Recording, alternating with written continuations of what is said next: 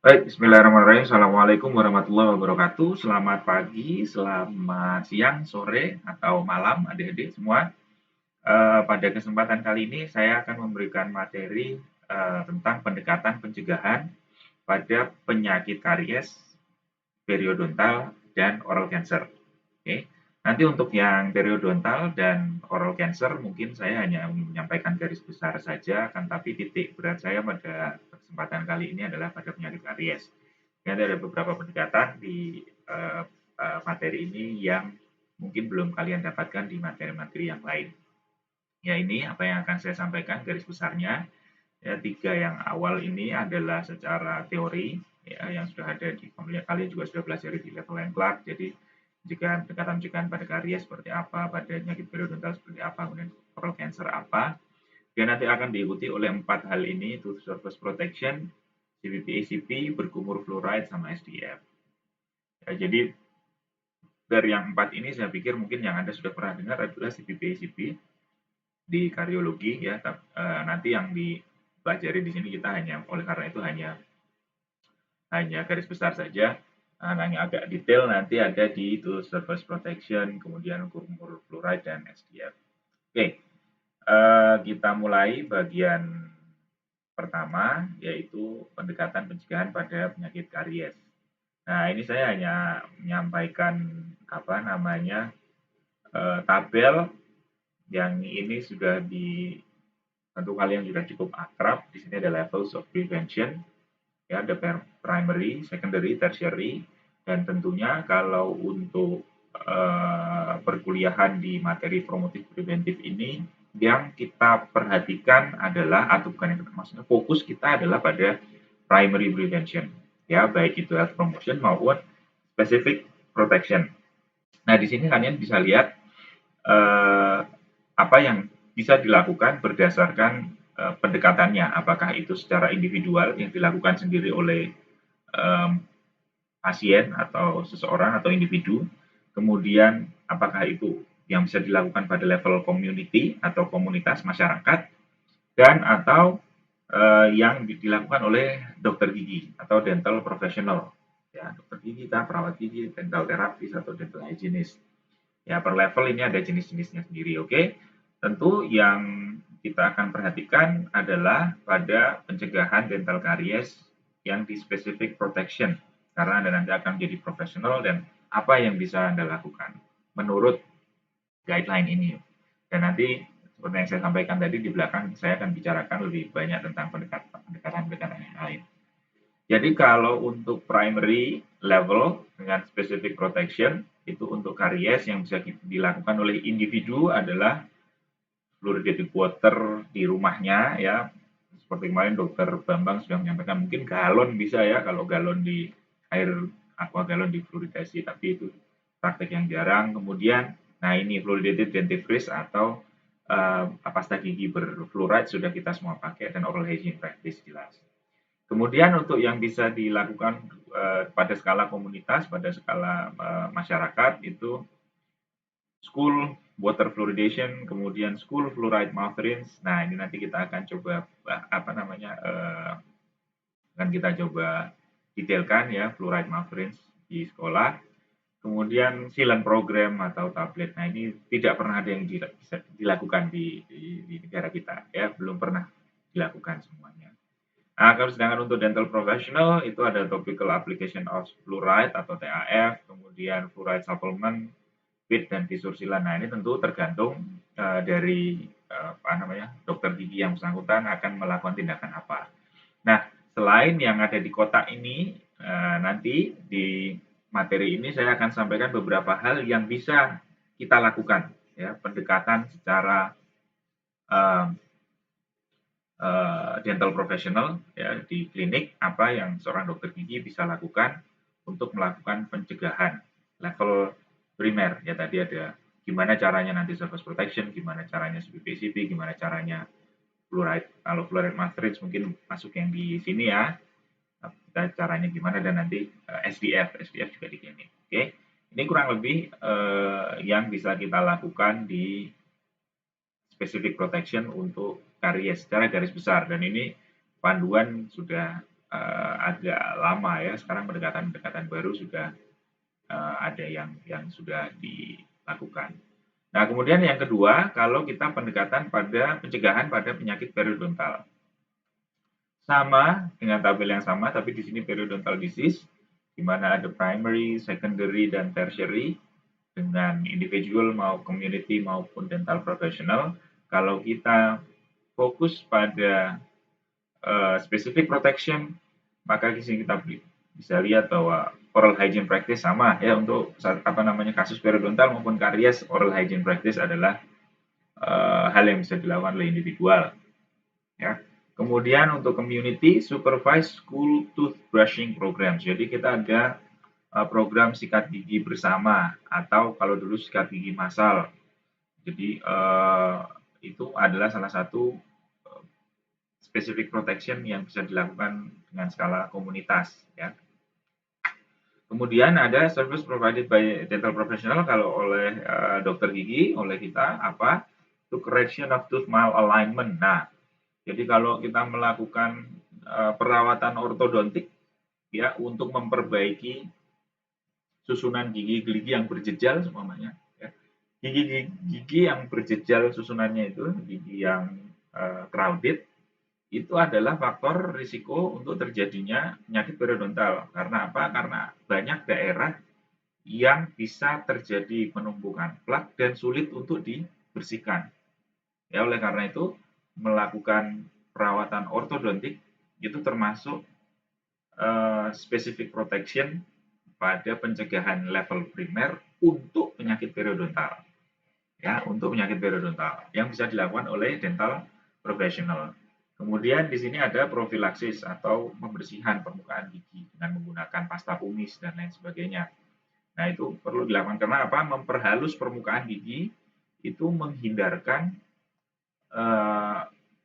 mudahnya terjadi penumpukan plak. Ya. Permukaan gigi yang semakin kasar itu akan semakin mudah untuk terjadi deposisi plak maupun debris ya karena itu retentif ya permukaan yang retentif. Oke, jadi nah kalau kita lihat apa yang bisa dilakukan di level-level yang lain tentunya sampai prosto pun menjadi satu prostetik ya itu menjadi pencegahan periodontal juga karena yang edentulus yang tidak ada gigi palsunya ya tidak oleh gigi tiruan maka itu juga akan berisiko penyakit periodontal. Kemudian kuretase, root planning, splinting ya itu masuk dalam scaling, itu masuk dalam secondary prevention. Ya, tapi tentu ini tadi seperti yang saya sampaikan di PROMPREV ini topik promosi dan pencegahan penyakit kita akan lebih fokus pada specific protection the primary. Oke, ini kurang lebih yang bisa dilakukan di bidang untuk pencegahan penyakit periodontal. Nah, berikutnya untuk pencegahan pada oral cancer. Nah, apa yang bisa dilakukan untuk oral cancer memang agak spesifik agak complicated ya, agak kompleks adik-adik karena lebih ke banyak ini seperti kalau kesadaran ya, membangkitkan kesadaran.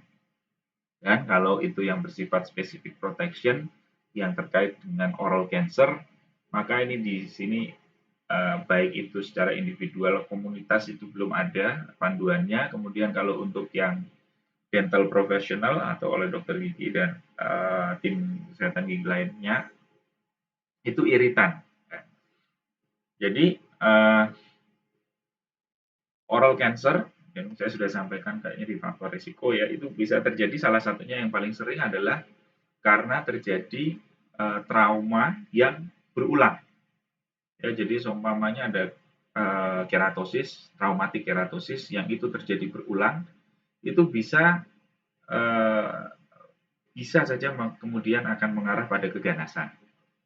Ya, kemudian oleh karena itu kalau kita ada dalam rongga mulut kemungkinan seperti itu ya ini dari yang aspek fisik ya semuanya iritan fisik seperti ada gigi lancip atau ada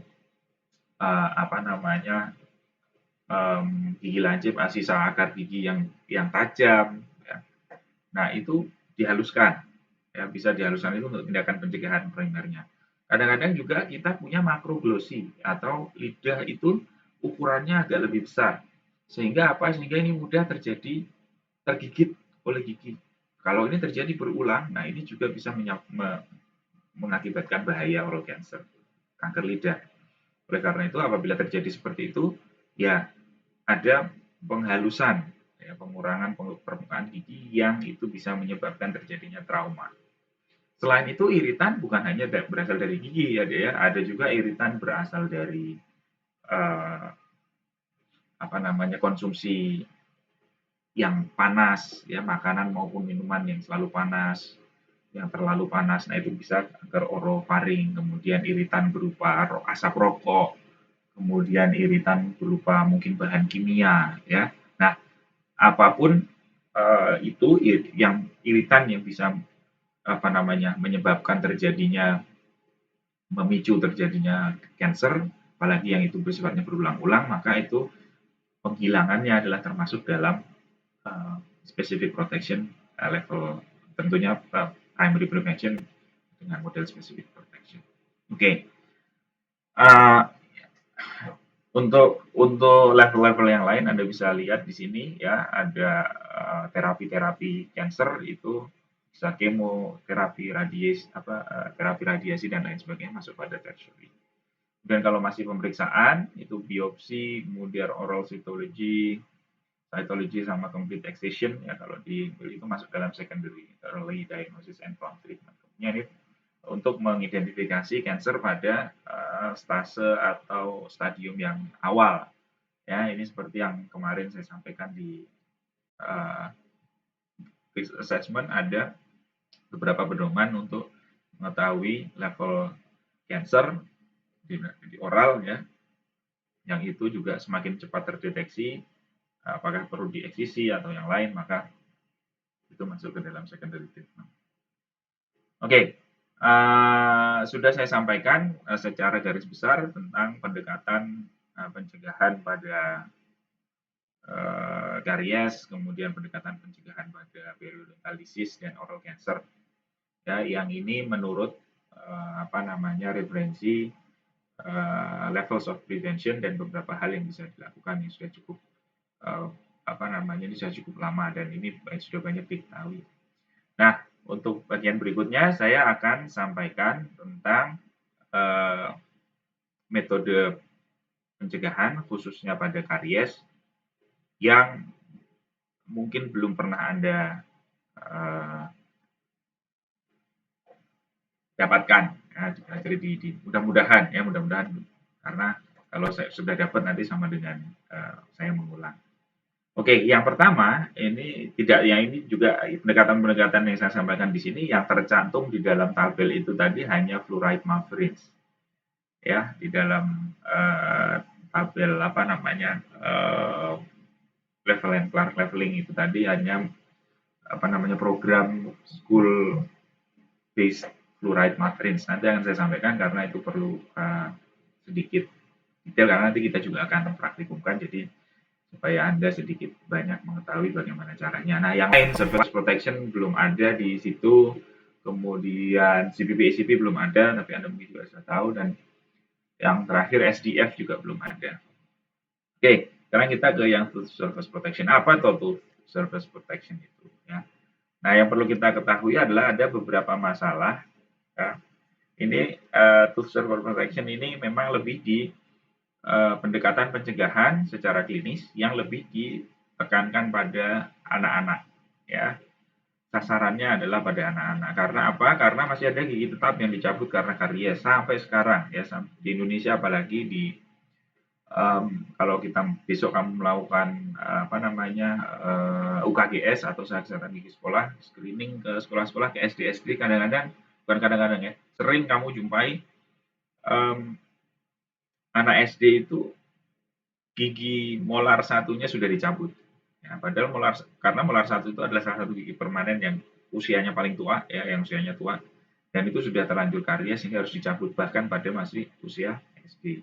Jadi itu satu hal yang kurang baik. Ya, 30% murid menolak dirawat ya, jadi takut ya, rata-rata anak-anak kecil takut untuk ke dokter gigi. Begitu juga sebenarnya dokter gigi itu kalau yang tidak spesialis kedokteran gigi anak seperti saya ya, kalau ada pasien anak gitu, saya sendiri juga takut gitu. Takut karena saya takut ininya apa namanya, bro nanti mesti merayu-rayu, kemudian mesti belum lagi nanti kalau anaknya nggak kooperatif, nah itu sudah sangat ini ya stressful. Ya kemudian perlu usaha ekstra memang karena ada hal-hal ini untuk bagaimana caranya pengalaman karies itu harus diturunkan ya, kemudian ya ini butuh partisipasi murid dan orang tua dan guru juga. Sorry. Nah, dan rata-rata anak-anak itu kalau datang ke dokter gigi pasti sudah dalam kondisi yang eh, sangat menyulitkan untuk dokter gigi bisa bertindak ya. Jadi sudah terlanjur terlambat ya. Kalau karies itu sudah terlanjur pulpitis, sudah terlanjur mungkin sudah nekrosis pulpa dengan gangren ya. Jadi akan sangat sulit untuk melakukan perawatan karena apa itu tadi, mindsetnya anak-anaknya sendiri pun bahkan mungkin juga orang tuanya untuk datang ke dokter gigi itu adalah sama dengan apa namanya harus siap dengan segala rasa sakit. Ya. Nah, dokter gigi itu sakit, dengar bur aja itu sudah anak kecil udah ya. Jadi memang ini satu hal yang harus dipikirkan bagaimana solusinya. Nah ini nanti apa surface protection ini merupakan salah satu pendekatan yang mungkin yang bisa dicoba. Ya.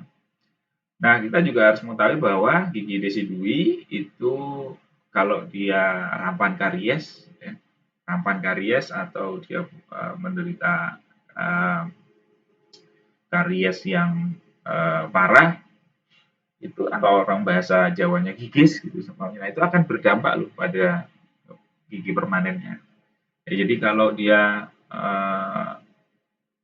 tidak bisa menjaga ruang yang dibutuhkan untuk nanti erupsi gigi permanen karena dia sudah karies, kemudian dia mungkin apa namanya akar giginya menjadi apikal fenestrasi dan lain sebagainya. Nah itu akan sangat mempengaruhi pertumbuhan gigi permanen. Jadi itu harus kita perhatikan. Kemudian proteksi gigi tetap pada saat sedang erupsi dapat mengurangi risiko karies. Nah selain gigi desidui yang mempengaruhi gigi permanen, kita juga harus melindungi gigi-gigi permanen yang sedang erupsi. Karena ada gigi permanen yang tidak didahului oleh gigi susu seperti M1. Ya, M1 kita itu M1 permanen itu kan tidak didahului oleh gigi susu. Dia tumbuh sudah langsung permanen. Nah, ini juga harus dilindungi ya, supaya tidak terjadi karies dan harus dikorbankan. Nah, tapi untuk melakukan itu semua maka kita perlu memikirkan prosedur perawatan yang tidak menyakitkan. Ya, prosedur perawatan yang tidak menyakitkan sehingga itu akan mengurangi penolakan mereka. Nah, untuk memikirkan itu, maka ini tadi hal-hal yang harus kita waspadai pada anak-anak, itu nggak boleh sakit, kemudian harus cepat, ya perawatan yang dilakukan harus cepat, nggak boleh lama-lama. Kemudian jangan banyak stepnya, artinya tahap-tahap perawatannya itu jangan jangan terlalu banyak, jadi yang sederhana saja. Kemudian kalau bisa ada sesuatu hal yang menarik yang apa namanya membuat mereka menjadi bersemangat.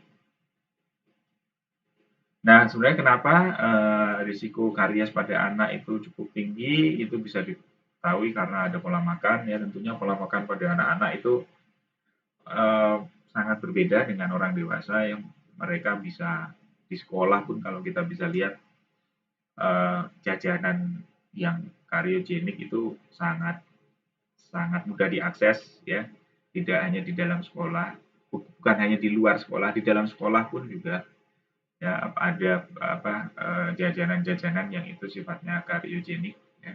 Kemudian belum cukup disiplin, belum mampu membersihkan gosok dan belum punya kesadaran diri ya untuk melakukan oral hygiene practice tadi anak-anak ya jelas ya lumrah. Dan satu lagi pada anak-anak ada periode gigi bercampur atau mixed dentition di mana pada saat periode gigi bercampur ini risiko kariesnya juga cukup tinggi. Nah, oleh karena itu kita juga harus memperhatikan kalau akan melakukan suatu tindakan pencegahan, kapan sebenarnya waktu yang paling tepat. Ya, when is the right time to implement a prevention strategy. Ya. Kalau kita pengen tahu kapan kita bisa mengimplementasikan pendekatan karies yang pencegahan karies yang paling efektif, maka kita harus bisa mengidentifikasi kapan gigi itu mempunyai risiko untuk terserang karies yang paling tinggi kapan. Ya, identifying the period when the tooth is at most risk. Jadi kapan gigi-gigi itu punya tantangan hidup yang paling berat. Nah, ini di sini Anda bisa melihat bagaimana kapan waktu-waktu yang tepat untuk melakukan tindakan pencegahan.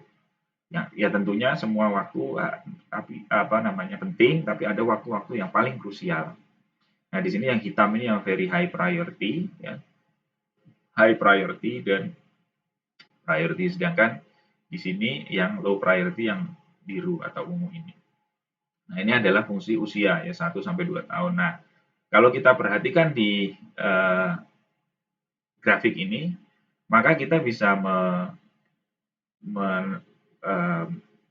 menarik kesimpulan atau kita dari gambar ini kita bisa melihat bahwa yang paling diprioritaskan itu adalah pada usia 11 sampai 14 tahun. Kenapa begitu? Karena di usia ini adalah usia gigi permanen sempurna. Ya, menuju semua gigi permanen. Dan gigi permanen itu sebaiknya semua harus dilindungi. Karena apa, gigi permanen ini yang kita pakai sampai kapanpun kan, sampai seumur hidup. Nah, kemudian di usia 5 sampai 7 tahun ini periode gigi desidui itu masih ada di sana dan gigi permanen mulai tumbuh. Ya, jadi usia 6 7 tahun itu gigi gigi molar itu bahkan molar 1 itu sudah mulai tumbuh, kemudian gigi permanen incisifus atas bawah ya kan, bawah dulu yang erupsi, kemudian atas itu juga sudah komplit ya. Nah, ini harus dilindungi. Nah, sedangkan usia 1 sampai 2 tahun ini adalah periode gigi desidui mulai komplit. Ya, jadi mulai usia 6 bulan itu gigi desidui incisifus centralis bawah itu harusnya sudah muncul mulai umur 6 bulan. Nah, itu sampai umur 1 sampai 2 tahun itu semua gigi desidui sudah erupsi. Nah, jadi pada usia itu kita harus bisa melakukan pendekatan pencegahan supaya tidak terjadi hal-hal yang tidak diinginkan terkait dengan karies. Oke, jadi ini prioritas-prioritas ini adalah terjadi di usia-usia terjadinya periode erupsi gigi, itu penting ya, yang paling penting. Nah, dari fase-fase itu maka satu gigi yang tadi kita juga sudah singgung sebelumnya, yang punya risiko tinggi karena dia usianya tua, fungsinya juga vital, itu adalah molar 1. Ya. Dan kapankah gigi molar 1 itu mengalami tantangan yang paling besar dalam masa hidupnya?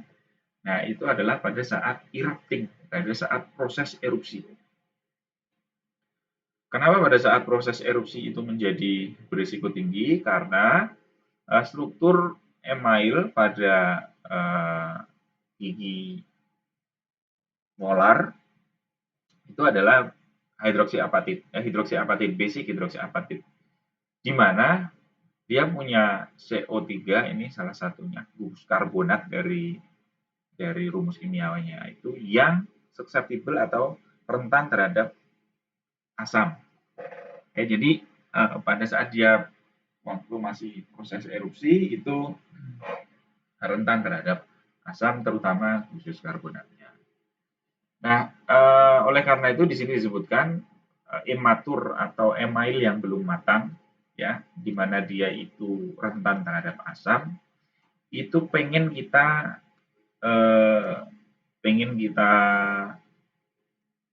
matangkan, ya.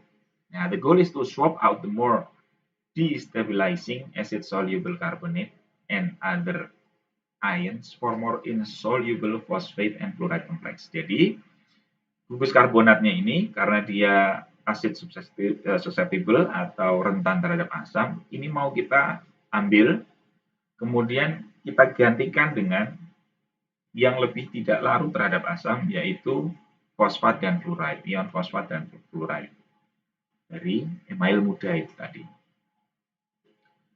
Now, at the microscopic level, we want to dissolve the carbonate apatite with acid and remineralize in the presence of phosphate in saliva and fluoride.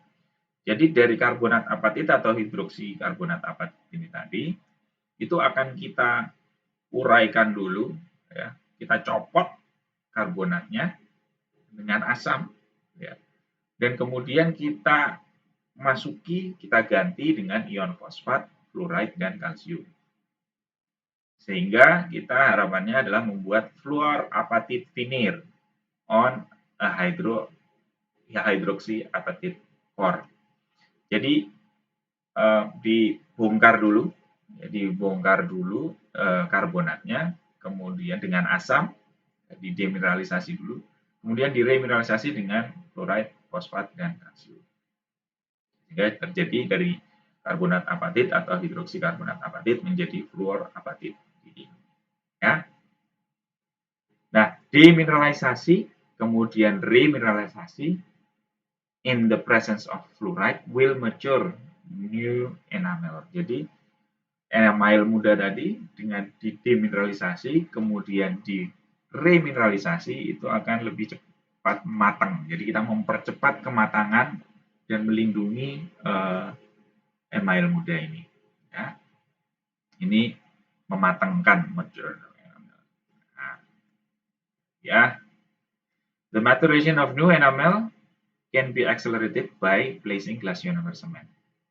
Ya, glass ionomer cement on the erupting occlusal surface to protect the exposed enamel during its time of electrolysis. Nah, logikanya tadi kan, ini kita mau ada gigi permanen muda, baru erupsi, mau didemineralisasi, kemudian diremineralisasi.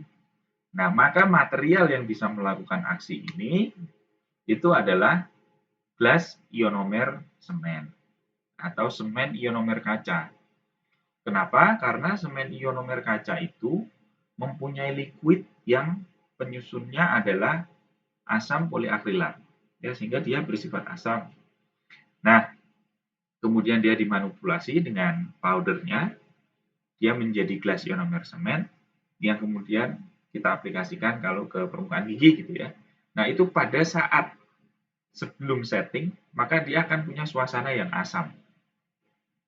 Ya, sehingga kalau itu kita aplikasikan pada permukaan gigi, maka tentunya keadaan asam ini akan mendemineralisasi dari gigi. Nah, tapi kemudian seiring dengan glass ionomer ini akan melakukan proses setting, maka dia akan releasing fluoride, ya kan? Sifat dari glass ionomer semen yang menguntungkan itu salah satunya adalah fluoride releasing. Jadi dia bisa mensuplai karena dia mengeluarkan ion fluoride. Nah, disitulah terjadi proses remineralisasi. Jadi tadi demineralisasi, kemudian diremineralisasi, dan itu membentuk fluorapatit tadi. Nah, inilah yang kita sebut sebagai surface protection. Jadi jangan sampai terkecoh bahwa surface protection itu nanti akan sama dengan fissure sealant. Tidak, ya. Karena kalau fissure sealant adalah tindakan yang dilakukan pada pit dan fissure yang dalam, ya, untuk membuatnya tidak mudah lagi retentif terhadap sisa makanan. Ya, jadi mendangkalkan bisa dengan glass ionomer semen, bisa dengan resin komposit, ya. Itu untuk menutup pit dan fissure yang dalam. Nah, sedangkan ini tujuannya bukan itu, ya. Tujuannya adalah untuk mematangkan email, sehingga ini khusus untuk gigi yang sedang dalam proses erupsi, ya. Dalam proses erupsi, kalau pit dan fissure sealant itu sudah erupsi sempurna tentunya. Nah, ini ilustrasinya. Jadi, kalau ini ada gigi molar yang baru proses erupsi, maka yang dilakukan oleh surface protection adalah ini kemudian diberi glass ionomer semen atau semen ionomer kaca. pada seluruh permukaan oklusal, tidak hanya pada pit, tidak hanya pada fisur, tapi pada seluruh permukaan oklusal, ya, yang terlihat, mahkota yang terlihat pada. Nah, ini akan memproteksi dari lingkungan luar, ya, ada bakteri, ada asam dan lain sebagainya. Dan kemudian dia juga karena tadi dia akan mendemineralisasi dulu, ya, ion karbonatnya. Kemudian dia akan remineralisasi dengan fluor. Ya, dia akan remineralisasi dengan fluor. Ditambah lagi dengan adanya komponen kalsium dan fosfat yang bisa kita dapatkan dari saliva. Ya, tentunya saliva kan ada komponen kalsium dan fosfat juga ada sedikit fluor. Nah, ini akan mematangkan si apa namanya si gigi permanen muda ini tadi yang sedang proses erupsi. Nah, kemudian pertanyaannya ini nanti gimana kalau dia sudah erupsi sempurna, nah kemudian membentuk kontak oklusi dengan gigi antagonisnya. Nah, ini maka karena ini hanya selapis tipis, ya, maka bagian-bagian yang berkontak langsung ini bisa kita lihat itu akan dengan sendirinya akan aus. Ya, bagian yang berkontak langsung akan aus. Kemudian di bagian-bagian yang pit maupun fisur yang di bagian area oklusal yang sudah diberi dengan gas ionomer tadi, maka otomatis itu akan menjadi fisur sealant, ya kan? Ya, menutup pit dan fisur yang dalam secara langsung, ya. Sehingga ini dengan surface protection kita bisa mendapatkan dua manfaat sekaligus sesungguhnya.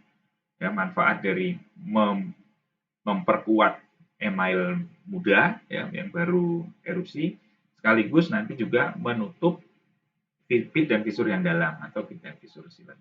Ya. Ada dua.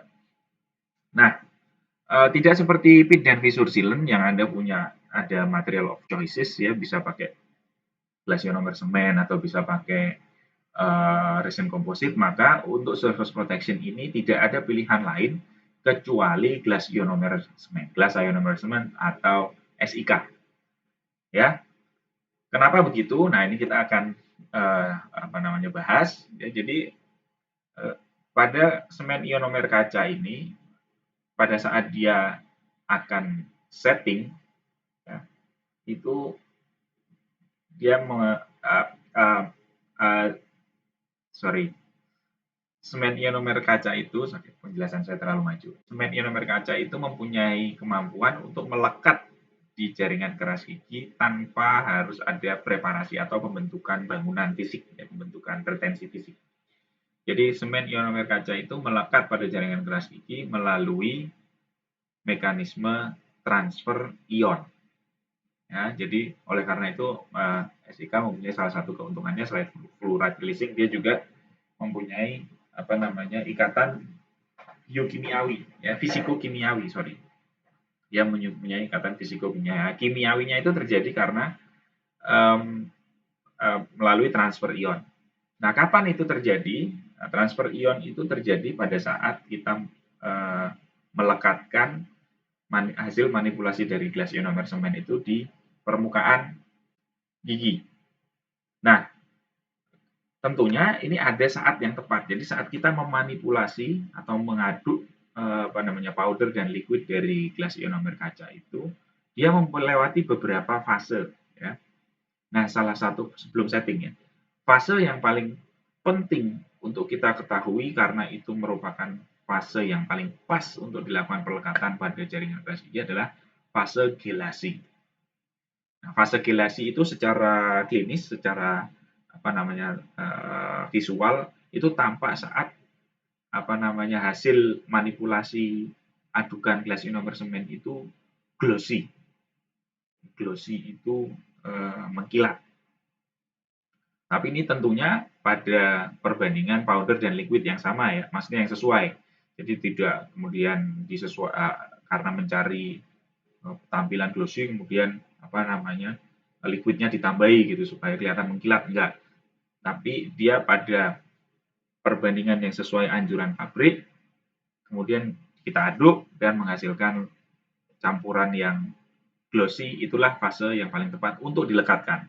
Karena apa? Pada saat fase gelasi itu, glass ionomer semen ini mengalami ketidakstabilan ion. Ya, jadi karena adanya ketidakstabilan ion saat dia ditempelkan pada jaringan keras gigi, maka ion-ion ini tadi akan saling menarik, ya, supaya membentuk satu kestabilan antara ion yang ada di jaringan keras gigi dan ion yang ada di gelas ionomer semen. Jadi untuk mencari kestabilan mereka saling menarik. Nah, disinilah terjadi ikatan kimiawi. Nah, jadi kesimpulannya adalah kalau Anda melakukan manipulasi gelas ionomer semen tapi tidak ketemu fase gelasi itu tadi, atau Anda terlambat ya, karena fase gelasi sudah lewat, kemudian Anda menempelkan itu ke jaringan keras gigi, maka itu nggak akan terjadi perlekatan. Ya, karena ikatan kimiawinya jelas gagal. Ya, adik-adik diperhatikan sehingga melakukan manipulasi gelas ionomer semen itu juga memerlukan latihan khusus ya supaya Anda menemukan fase yang tepat itu tadi supaya didapatkan perlekatan yang maksimal dengan jaringan keras. Kadang-kadang kita ngaduk, wah hasilnya udah seperti dempul gitu, katanya butek nggak ada glossy-glossinya, nah itu. Tapi diingat-ingat sekali lagi harus sesuai anjuran, perbandingannya sesuai anjuran. Jadi kalau satu scoop atau satu sendok dan satu tetes ya segitu.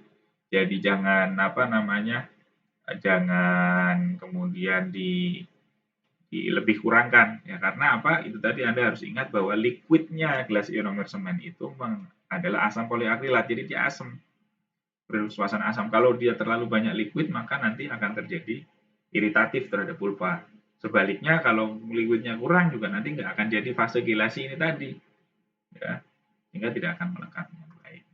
Nah ini adalah proses pertukaran ion pada gelas ionomer semen.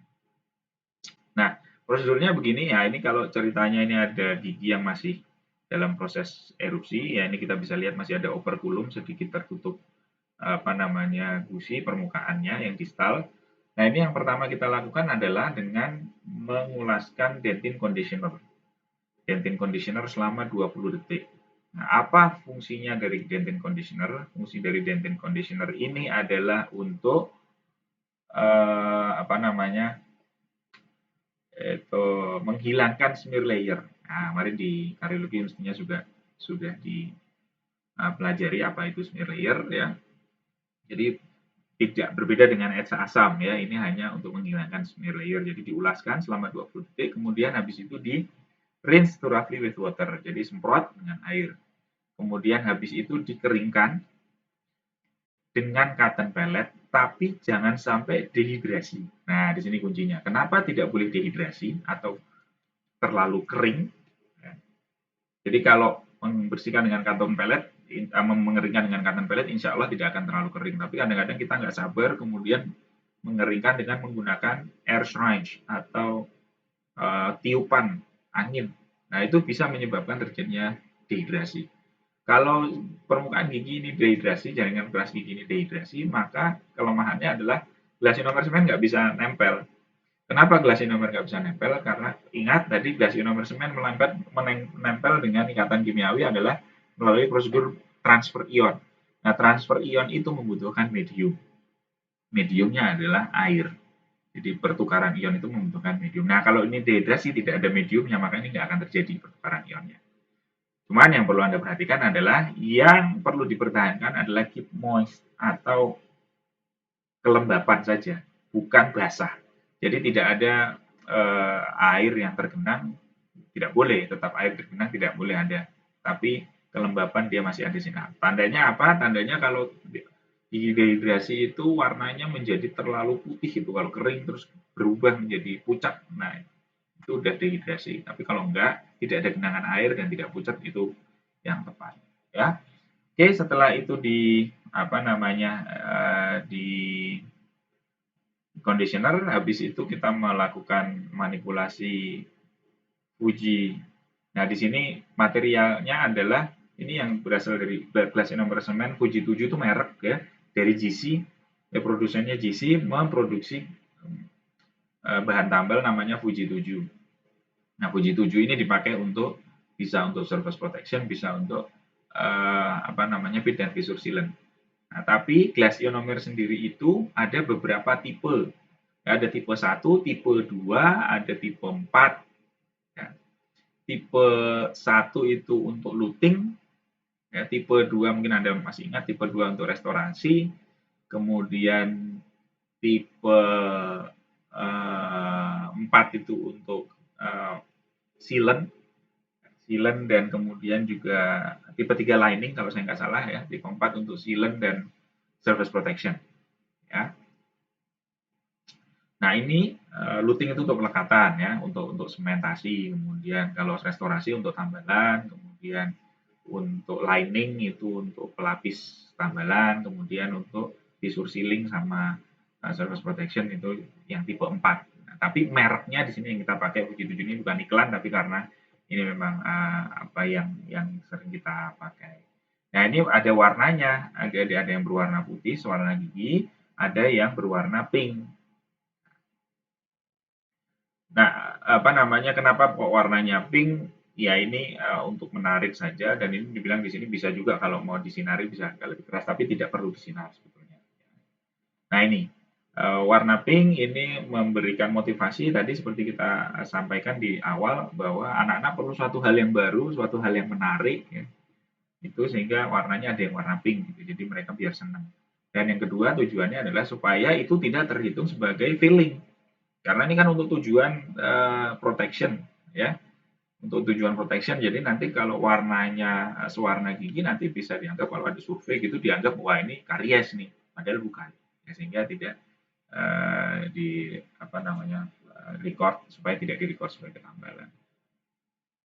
Nah ini ada beberapa pertanyaan ya apakah ini efektif dan efisien gitu ya melakukan pendekatan ini, kemudian bagaimana penerimaannya, kemudian eh, efeknya sejauh mana, kemudian bagaimana dengan yang paling penting nih, cost benefit.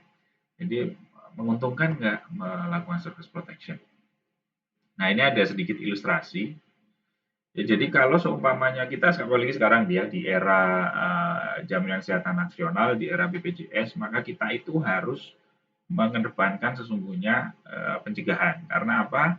Kalau kita tetap kuratif ya, di level primer ya, di level apa namanya dokter gigi level primer, kalau mindsetnya tetap kuratif, maka kalau kita semakin banyak melakukan perawatan, karena kita itu dibayar kapitasi, kapitasi itu fix per bulan sesuai jumlah pesertanya ya, itu maka kalau kita semakin banyak melakukan perawatan, kita akan semakin rugi.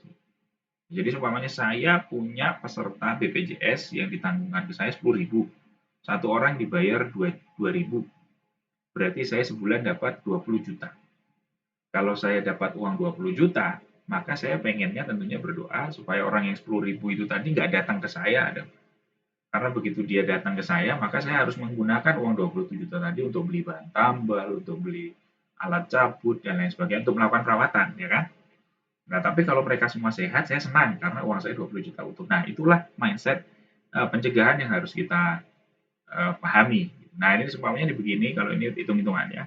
Kalau kita punya ke sekolahan gitu ya, di sebuah sekolahan itu ada 400 anak dan ada 5% dari anak-anaknya itu yang membutuhkan atau yang paling parah itu kondisinya itu kita rawat dengan surface protection. Kalau surface protection itu kita ambil satu orangnya 200.000 aja ya, maka kita 100.000 ya, itu kita akan keluar 4 juta ya.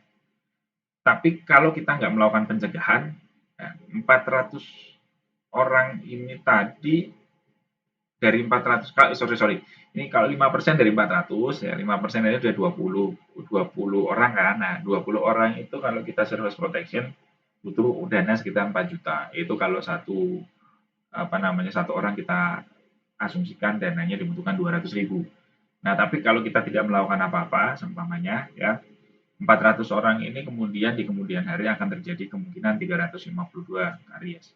352 karies ini kalau per orang saja itu untuk menambal biayanya adalah 100.000, maka itu akan mengeluarkan 35.200.000 gitu. Jadi kalau kita berhitung investasi, akankah kita 4 juta tapi kemudian di kemudian hari aman ya, atau kita nggak usah keluar 4 juta sekarang tapi di kemudian hari akan keluar 35 jutaan gitu sama. ya. Nah, ini kita bisa men-save budget sampai 88% gitu kalau kita melakukan pencegahan. Ini kalau disadari oleh populasi atau orang-orang menyadari, masyarakat menyadari. Ya. Nah, sebaliknya dari sisi kita, dari sisi dokter gigi, gimana dong kalau saya melakukan pencegahan dapat dari mana? Kalau saya tadi melakukan perawatan, saya yang rawat tuh saya dapat 35 juta. Tapi kalau saya tidak melakukan, kalau saya melakukan pencegahan, saya cuma dapat 4 juta dong. Itu rugi bandar kan gitu. Tapi sebenarnya enggak, karena prevention itu, pencegahan itu adalah bisnis investasi adik-adik. Ya. Jadi ya ini saya di sini juga me, mengajak kepada kalian untuk mari kita sama-sama juga, kita tidak memungkiri bahwa kita memang menjadi dokter gigi itu juga untuk hidup gitu. Tapi untuk hidup kita tentunya juga harus berpikir yang kita itu dokter. Gitu. Jadi jangan berharap orang lain sakit. Nah, oleh karena itu, kalau kita hidup berharap dari berharap orang lain sakit supaya kita dapat uang itu kan jahat sebetulnya. Ya, jadi saya mengajak adik-adik mulai dari sedini ini semester 3 untuk berpikir bahwa kita harus mencegah. Nah, dan mencegah itu supaya membangkitkan semangat itu juga harus ada uangnya, ya kan? Nah, gimana caranya kita mendapatkan uang dari pencegahan? Nah, itu tadi yang saya bilang, pencegahan itu adalah proyek investasi. Walaupun seakan-akan seperti itu tadi, kita cuma dapat 4 juta, padahal kalau enggak kita dapat 35 juta. Tapi enggak, karena orang yang rutin datang ke kita, ya, dan mereka pasien itu mempercayai kita, maka pasti dia akan memberikan manfaat pada kita, yang apakah itu mendatangkan pasien yang lain atau mungkin pasti dia akan rutin ke kita, yang itu kalau kita hitung-hitung investasi kita itu tidak akan rugi. Di luar itu melakukan yang saya tarik ilustrasi ini tadi 220 orang kali 200.000 itu berapa sebenarnya keuntungannya? Kalau kita bikin satu kemasan gelas ionomer semen itu bisa jadi 120 adukan, ya. Kalau satu adukan itu sebetulnya bisa untuk 2 gigi untuk aplikasi surface protection. Kemudian satu botol itu harganya adalah 900.000, maka kos biaya untuk satu adukan itu adalah 900.000 dibagi 120, ya kan? Nah, kos untuk satu gigi adalah 330.000 dibagi 120.000 dibagi 2. Berapa itu? Sorry, ini harusnya 900.000 ya. Itu adalah eh, em, kan satu adukan itu bisa untuk 2 gigi, ini harusnya 900.000. 900.000 dibagi 120, sebentar, itu saya ada kesalahan ketik ya di situ ya. 900.000 dibagi 120 dibagi 2. Oke. Betul, 3.750. Ini yang salah 330 ribunya itu ya. 3.750 untuk satu gigi deh. Padahal tadi kita narik 200.000. Untuk bahannya itu kita hanya keluar 300.000. 3.750. Ya, tapi tentunya kita akan memperhitungkan juga berapa handscoon-nya, kemudian masker, kemudian dental unit investasinya berapa, dan lain sebagainya. Itu nanti ada dalam perhitungan investasi ya, tapi ini hanya untuk gambaran kasar saja bahwa unit cost-nya untuk melakukan satu tindakan yang tadi bisa kita tarik 200.000, itu adalah 3.750 rupiah. Ya, jadi ini sangat menguntungkan. Nah, sedangkan untuk pasiennya apa tadi selain investasi jangka panjang tadi, ya tentunya ini perawatan service protection ini pain free, ya, nyaman, tidak sakit, tidak ada bor, tidak ada suction. Nah, ini kemudian cepat selesai ya, karena kita tidak mengeringkan terlalu ini, tidak melakukan ETSA ya. Kemudian simple instruction, easy to follow, dan teeth preservation. Nah, jadi ini hal-hal yang menguntungkan untuk pasien. Untuk kita sendiri dari sisi praktek dari dentis itu simple and fast, tentu kita senang. Low cost, tadi costnya rendah. Kemudian stress free treatment, Anda membayangkan pada anak-anak apabila Anda harus melakukan restorasi itu. Saya sendiri tadi saya sudah sampaikan, kalau saya dapat pasien anak, saya udah, ya Allah, 50% tenaga saya udah turun. Ya. Tapi kalau perawatannya hanya sederhana seperti ini kan cepat, ya, jadi mungkin bisa lebih, anak-anak juga lebih kooperatif. Nah, ini big relationship and trust with patient, ini yang paling penting. Nah, investasi kepercayaan. Oke,